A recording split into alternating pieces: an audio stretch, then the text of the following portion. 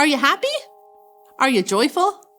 Now, I commute to work and I drive on a public highway here in Toronto called the 401.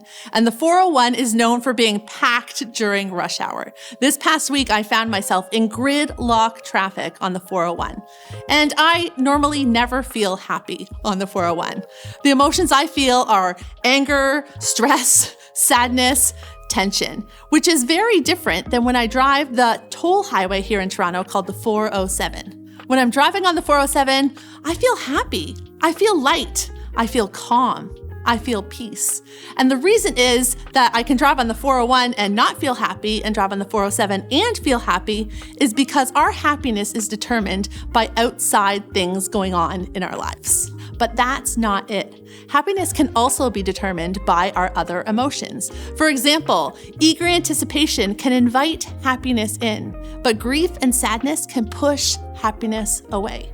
In addition, our happiness is affected by our life seasons. There are seasons of my life that I find it easier to be happy than other seasons where I may be going through a season of grief or a season of waiting. But joy is completely different. It is unaffected by our circumstances and it is independent of our emotions. For example, my family is currently going through a grief season in which we are mourning the loss of someone that we love. But that doesn't mean that there's not joy in our hearts, because when we talk about that person and talk about the memories that we have with them, our house is filled with joy, even though our house is also filled with sadness. Because happiness and sadness cannot coexist, but grief and joy can. Because joy comes from who our source is. As Christians, we find our source in Jesus. He brings us a peace. Even though we're walking through a difficult season, we know that He is with us, and this brings us incredible joy.